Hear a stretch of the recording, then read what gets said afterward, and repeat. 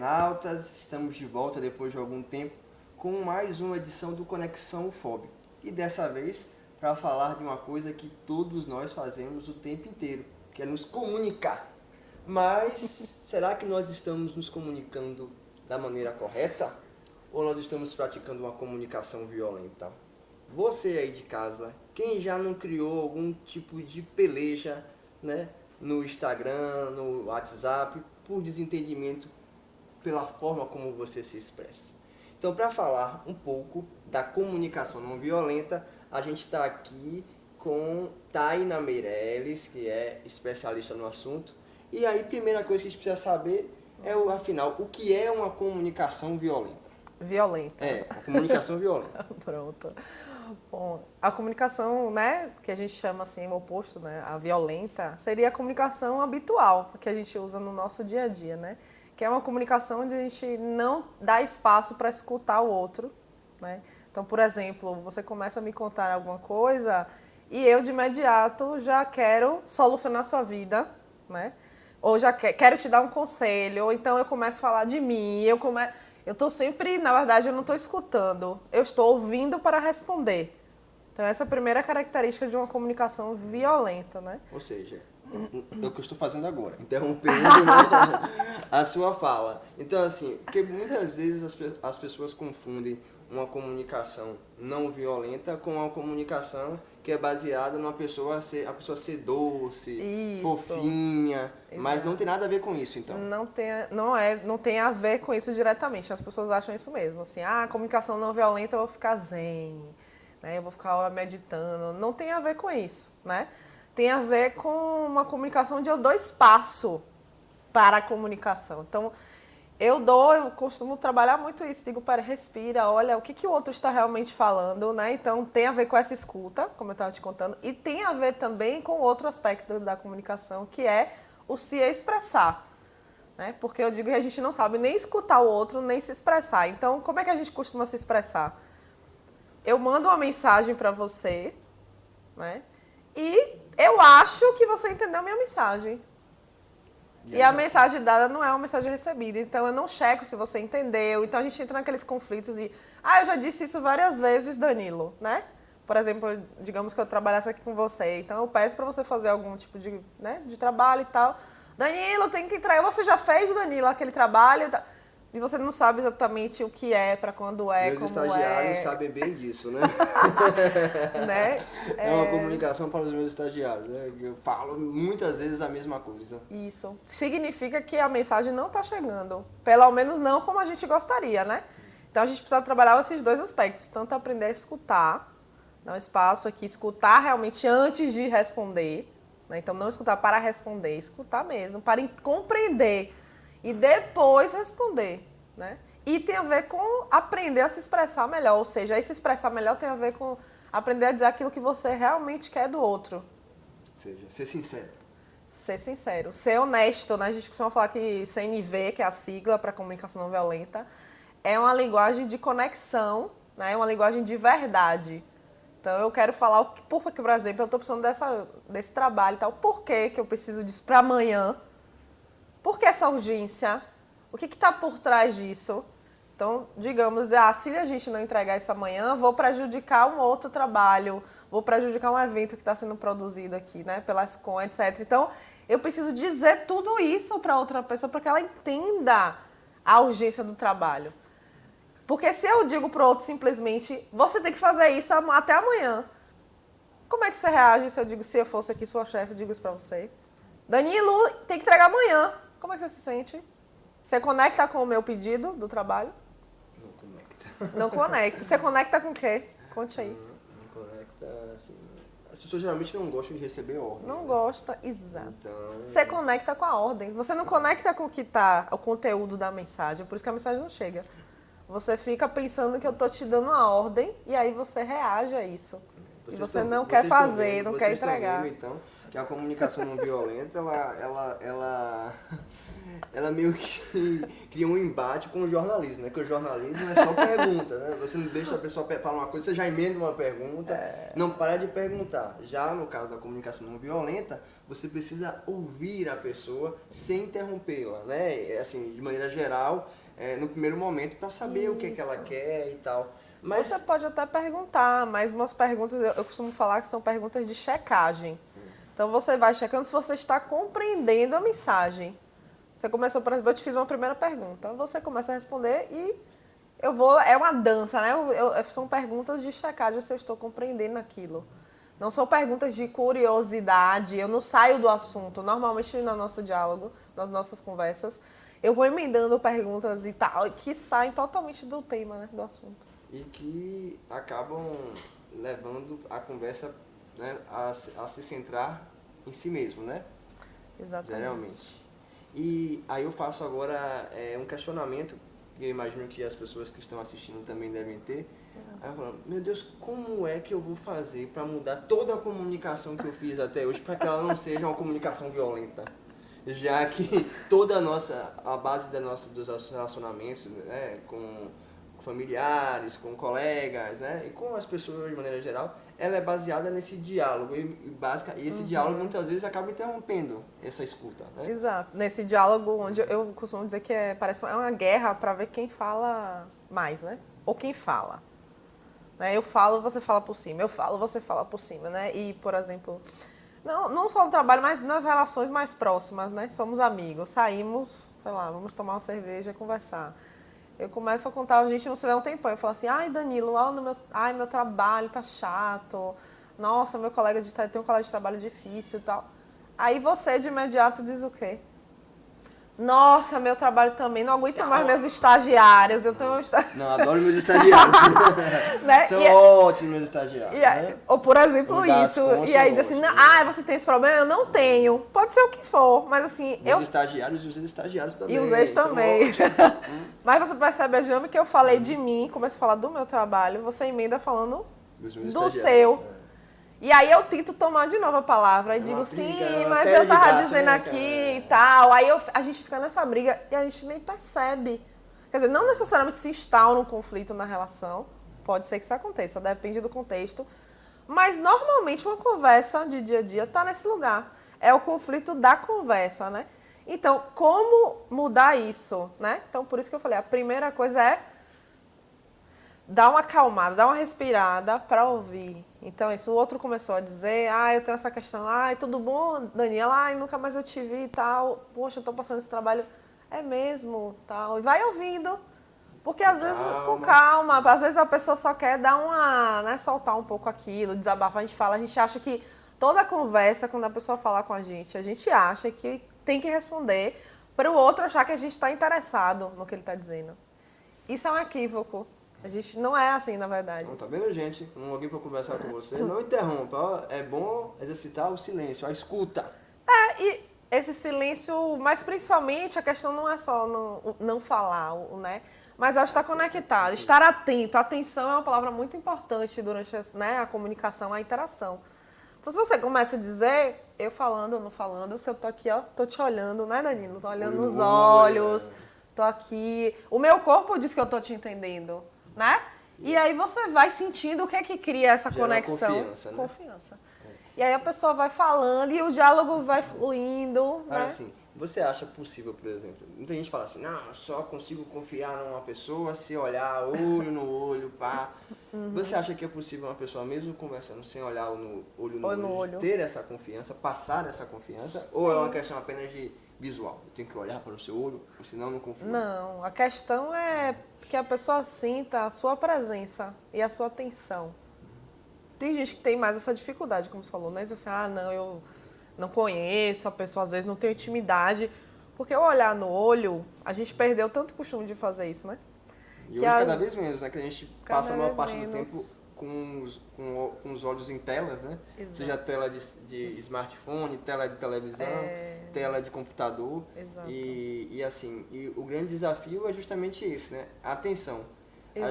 A gente viveu uma transição de uma era e havia ainda muita a conversa face a face e tal. Sim, E exatamente. migramos para um momento em que a gente é multitelas, né? E dispersa a atenção. Exato. Então, como fazer esse indivíduo que foi criado com a atenção dispersa entender que a comunicação tem que ser, né? Que importa, né? A que importa, a que cria laços e vínculos, Sim. né? Ela é baseada justamente nessa atenção única. Exato. Bom, aí você falou como, né, convencer ou como contar é uma questão de escolha, né? E uma questão de experimentar também, né? Você esteve na oficina e viu, então assim, a gente começa quando a gente prova essa interação atenta, em pouco tempo a gente está confiando no outro, não é assim que acontece? Então eu já começo a me soltar, a falar, então é uma questão de escolher experimentar, né? Esse lugar que você falou, tem isso do costume, né? Então, hoje em dia, a gente tá aqui no celular, né? Você tá falando e eu tô assim, fale aí. Eu quero estar e não quero falar com você. Não, pode falar, tô ouvindo. Nem olha pro outro. Quer dizer, não tem como gerar uma conexão. Eu não sei você, mas, por exemplo, eu particularmente, eu tenho muita dificuldade em estar no celular e conversando com alguém.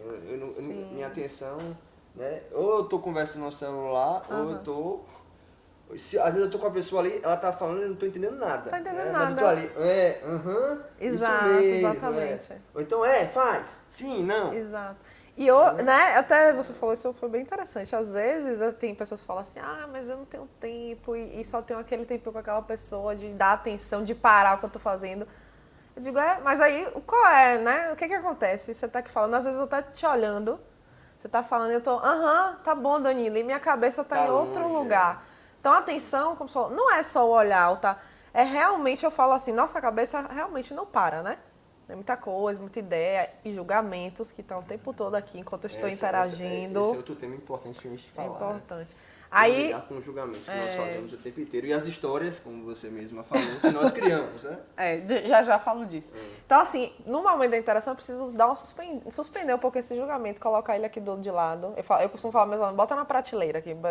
Imagina uma prateleira, bota e diz assim, peraí, julgamento, deixa eu conhecer essa pessoa aqui, para além de você. E aí eu consigo estar presente, né? Pego meus pensamentos também, que estão aí turbulentos, coloco aqui, dá um tempinho. 2 minutos eu vou dar atenção a essa pessoa, né? 5 minutos eu vou dar atenção, mas realmente querendo entender o que está acontecendo, o que ela está me dizendo. E se eu tiver uma dificuldade de entender, porque isso também acontece, né? Como eu falei, a mensagem dada não é sempre a mensagem recebida. Então, eu tô ali atento, se eu tô realmente querendo entender e tem algo que eu não entendi, eu posso perguntar, dizer assim, Danilo, eu entendi você dizer isso. Foi isso mesmo?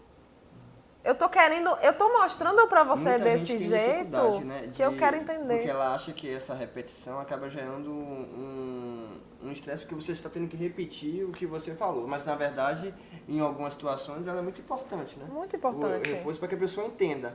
Porque, assim, a gente tem muitos casos de desentendimento, de briga e até mesmo de rompimento de relações por falta de compreensão. Sim, exatamente. Essa coisa né, que é a checagem, muitas vezes, como você contou, tem gente que acha que é perda de tempo, que vai aumentar os diálogos, mas não é, porque você garante que a mensagem chega. Quantas vezes você fala, né, querido? Fala a mesma coisa para a mesma pessoa 1000 vezes. Você gasta muito mais tempo. Eu quero que você faça isso. Lembra o que eu falei? Exato. Ou às vezes você tem a memória fraca e você não falou isso não, aí você se vê como um louco. Exatamente. Né? Eu não falei isso, mas eu falei. E você disse que falou. E às vezes você falou de uma forma diferente do que você está falando agora. A pessoa está ouvindo outra coisa ali. Nem sempre o que eu falo é entendido como, né? As pessoas têm uma filtragem, né? Um filtro sobre o que a gente fala e o que elas compreendem. E muitas vezes, não só o filtro, muitas vezes elas não estão atentas mesmo. Igual você de casa, não está atento no outro quando ele está falando. Ele também não está atento em você. Então ele está ali preocupado com, né? Não sei, com os filhos que estão em casa, com o carro que tem que levar para a oficina, não sei o que, está ali no trabalho, mas a cabeça não está ali naquele momento. E aí, meu amigo?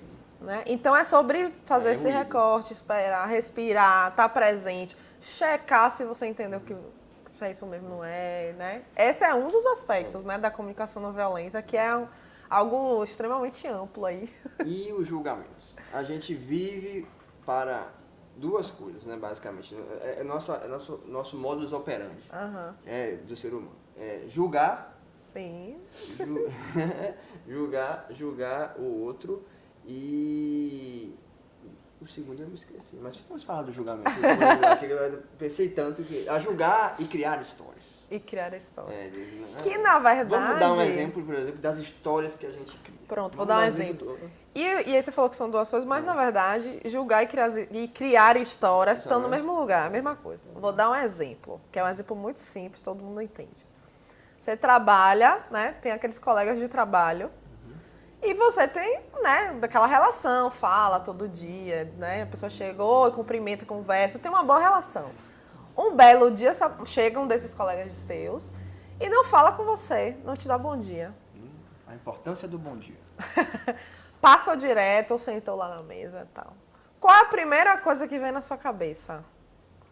Normalmente é... Tá zangado comigo. Tá brigado comigo. Comigo. Fiz alguma coisa pra ele. E agora? Né?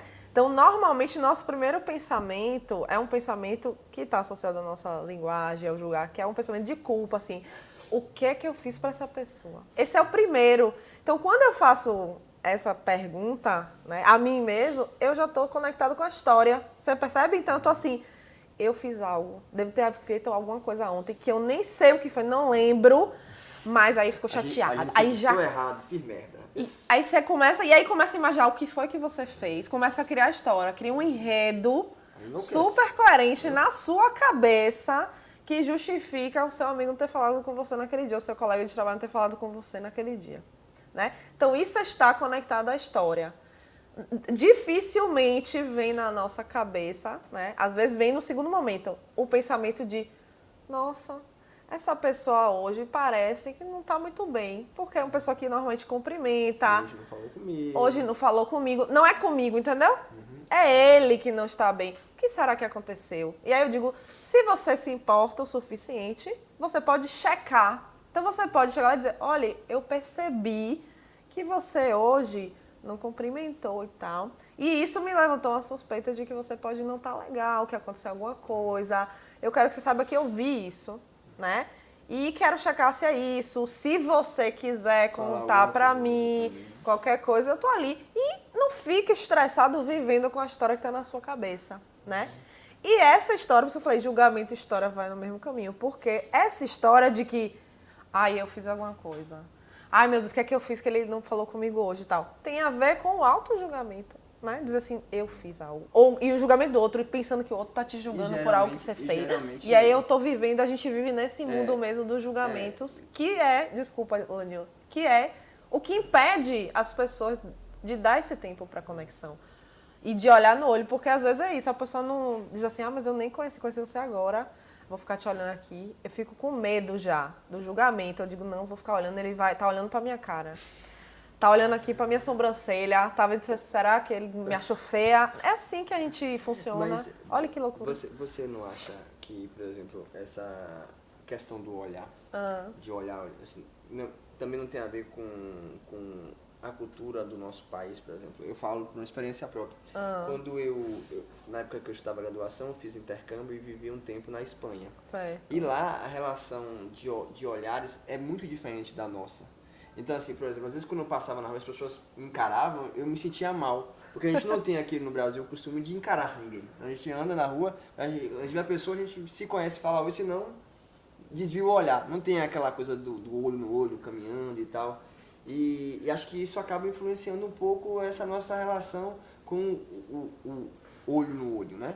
Ou não, eu estou viajando. O cultural? É. Sim, de certa forma, sim. A gente, o brasileiro tem essa fama cultural de ser muito aberto, de não, né? Mas, na verdade, tem muita coisa aí que não é bem assim. É só fama. Folclore, né? É, só fama, porque a gente tem realmente tá nesse lugar de... A gente acha, às vezes, né, nas minhas práticas de comunicação não violenta, né, eu proponho isso aos meus estudantes, e tem gente que diz, mas eu vou ficar olhando aqui? Não, é uma invasão. Se alguém olha no meu olho, eu me sinto invadida, entre aspas. Na verdade, é uma sensação, né, de se sentir desnudado, de vulnerabilidade. Eu estou vulnerável. Porque ele está olhando, muitas vezes, a pessoa não precisa dizer nada. Eu olho para você, só essa interação silenciosa, consigo perceber como você está nesse momento. E a gente tem medo disso, porque a nossa cultura, a gente aprendeu que vulnerabilidade é uma coisa ruim. Vulnerabilidade é fraqueza, então eu tenho que, mesmo se eu não tô legal hoje, eu tô no trabalho, eu não posso demonstrar que eu não tô bem, eu preciso, coloca aqui uma máscara que eu tô bem, né, disfarçar. E isso é algo muito prejudicial. Quando, na verdade, a vulnerabilidade ela pode, inclusive, gerar mais conexão entre as pessoas. Total. Vulnerabilidade Né? gera conexão, exatamente. Então, o que nós estamos vivenciando hoje é um momento de grande falta de conexão. Exato. As pessoas precisam, né, se despedir, né, desse, eu posso tudo, eu sou uma pedra, né, eu estou ali, né, e encarnar mesmo o seu lado humano e mostrar suas vulnerabilidades, buscar mais conexões e estabelecer uma comunicação mais próxima, com mais empatia e também menos violenta. Claro, porque é isso, a violência, a pessoa, mas esse nome e tal, não tem a ver com aquele fofinho que você falou, né? Ou sim um puff. Mas eu falo, é uma fofo, menos, né? Violência, né? É uma consequência dessa outra forma, que não só de se comunicar, mas de se relacionar. Porque se eu, né, voltando pro exemplo do colega de trabalho, ele não falou comigo, se eu faço a escolha de dizer, peraí, é ele, aconteceu algo com ele, e vou lá e converso e checo e tal, né? Isso muda a maneira mesmo como eu relaciono. Eu não fico me relacionando com os julgamentos, não fico sofrendo, eu não fico... Porque geralmente esses sofrimentos, esses julgamentos que a gente faz no dia a dia, a maior parte deles costuma ser negativo. Sim. Por isso que ele gera, né? A gente tem muita dificuldade também de pensar, isso aqui tá assim, né? Nós sempre pensa no pior. No pior. Até no jornalismo também a gente pensa no pior. Total. Mas é o que você está dizendo. Então quando a pessoa ela se permite um olhar diferente, né? Ela consegue sofrer menos. Não à toa a gente vive um momento em que as pessoas são cada vez mais deprimidas, ansiosas, né?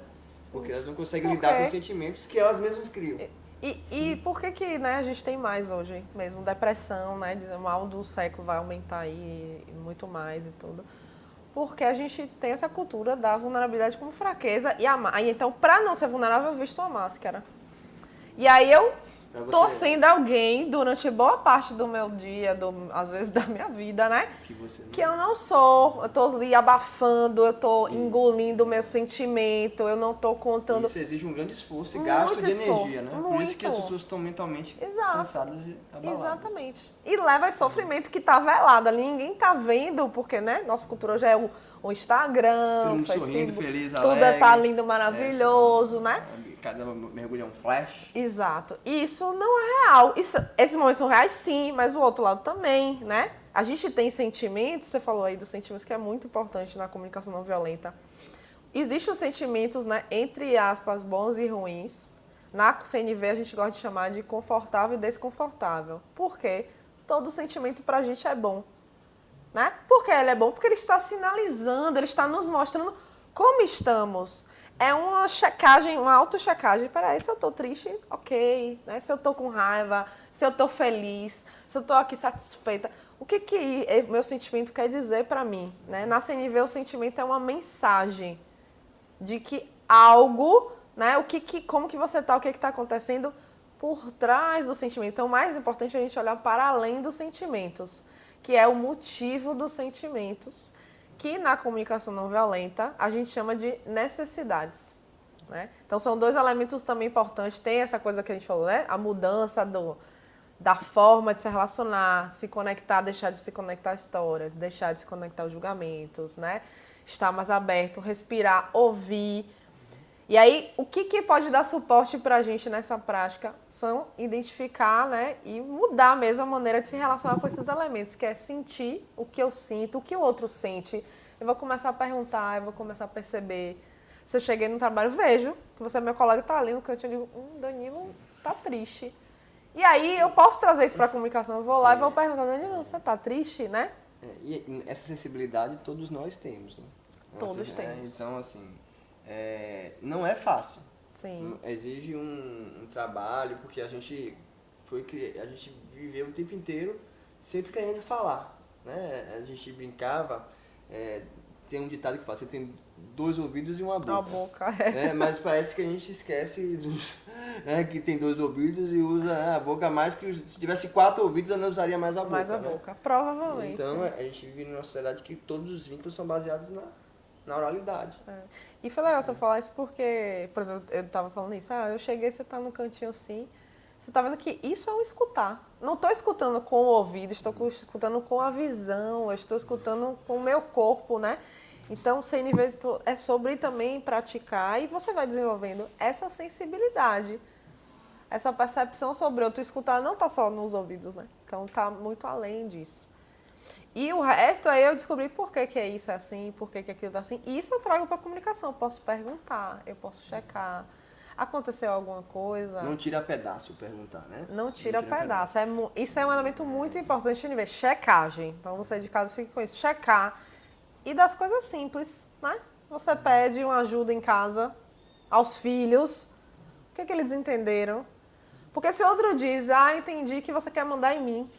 Ele provavelmente vai dizer isso. Quando você chega e diz assim pros filhos, você precisa arrumar essa bagunça. Se você checar o que ele entender, ele vai dizer, eu entendi que você quer que eu faça as coisas do seu jeito. Que você quer mandar em mim. Era isso que você queria dizer? Só queria uma ajuda. Você queria uma ajuda. Mas aí você não consegue nem ajuda, né? Ainda cria um ambiente de conflito com o filho, com o companheiro. Exato. Porque aí a pessoa é isso, você quer uma ajuda, mas o outro escuta que você quer mandar nele. Ele vai te ajudar? Não. Então eu costumo dizer, nossa comunicação nos afasta do que a gente quer. Então eu tô querendo ajuda, mas quando eu digo, você tem que arrumar essa bagunça, ou eu digo assim, você nunca me ajuda com nada. O outro ouve, né? Que eu não valorizo o que ele faz. Em relacionamento, gente, isso aí é o que mais dá, viu? Causa o fim dos relacionamentos. Total. Né? Aí ele ouve uma ordem, ele ouve que você quer mandar nele. E aí o que a gente aprendeu a fazer? Outra vez cultural. A vingança. Vingança. E aí? Né? Você que tá indo pensar em casa, como você falou, no relacionamento, né, afetivo, amoroso, é muito comum. Você chegou cansado do trabalho, tá exausto e tal. Chegou e tá aquela pilha de prato lá. O que você quer? Aí você fica pior, né? Tá a cueca na sala. Exato. Né? Tá aquela bagunça que já é um julgamento, né? O que é bagunça. Mas enfim, aí o que você tá querendo? Você fica pior porque você tá... Não é porque você odeia o outro, não é porque você acha que o outro tinha que fazer. Você fica mal porque você tá cansado, é sobre você, o seu sentimento. E você queria chegar em casa, tá tudo organizado, pra você poder tomar um banho e dormir. Aí, em vez, qual é a comunicação não violenta? Você chegar e contar isso, falar assim, nossa, eu tô tão cansado, tô exausta, tudo que eu queria era chegar e dormir. A casa, e aí tá o prato. Aí eu penso eu, que eu tenho que lavar e tal. Mas eu queria muito não fazer, dá pra você fazer? Dá. Isso é uma comunicação não violenta. E aí o que você faz? Você nunca me ajuda em nada, você é imprestável. Imprestável. Mas já aí alguém ouve que é imprestável, ela ou ele vai lavar o prato? Não. Aí vai a vingança, ele pensa assim, ele não diz, ela não diz, mas ela pensa, me aguarde, né? Essa mãozinha assim, me aguarde e verás, né? E aí a pessoa passa a colaborar ainda menos. Porque o que ela está querendo dizer por trás dessa menos colaboração? Ela está querendo dizer assim, me valorize. Você não me dá valor. Você não valoriza o que eu faço. Essa é uma frase muito comum em casamentos. Me valorize. Me valorize. E aí, valorizar a gente. E aí você não entende o que a pessoa está pedindo. Quando a pessoa diz não valoriza, você não entende em que momento você deixou de valorizar. É nesse momento. Que embora para vocês, por que você não entende? Porque você não tinha a intenção de desvalorizar o outro. Mas a maneira como você se expressou, a pessoa viu, você não faz nada. Então, eu não valorizo nada que você faz. Então, gente, tá entendendo como a gente funciona? O ser humano é assim. Então vamos repensar muito e aí para a gente poder modificar a nossa forma de nos expressar e entender quais elementos da nossa comunicação podem ser aprimorados para a gente não ficar sempre nesses embates e sempre criando julgamentos, histórias e não tendo uma relação de conexão. Taina, eu vou agradecer aqui mais uma vez pela sua presença. Imagino que muita gente, que nos viu agora, muita gente vai refletir sobre os seus comportamentos e quaisquer outras dúvidas, né? Quero saber mais sobre comunicação não violenta. A gente vai deixar aqui na descrição um link para que as pessoas possam saber mais sobre o trabalho que você desenvolve de comunicação não violenta, tá? Pronto, eu tenho site, Instagram, Facebook. A gente vai colocar, PP vai colocar, né, um caractere aqui, né, na legenda, né, PP? Vocês podem, recomendação de livros, tem 2 livros sobre comunicação não violenta diretamente, tem outros livros relacionados sobre vulnerabilidade, que é o que a gente falou aqui, que apoia muito, né, essa mudança de olhar, essa mudança de paradigma. Então, vocês podem, né, encontrar tudo isso aí nas minhas redes. Muito obrigado pela visita aqui a Barreiras e ao FOB, pelo curso que você deu aqui a gente. E vamos, gente, nos comunicar sem violência. Vamos fazer a partir de agora uma comunicação não violenta. E para isso, eu deixo aí, é só buscar conexão. Busca conexão, né? Busca essa conexão com o outro que a comunicação naturalmente vai se tornando cada vez menos violenta. Quando a gente quer realmente, a intenção é de conectar. Conexão do espelho, entre 2 pessoas. Obrigada. Até mais.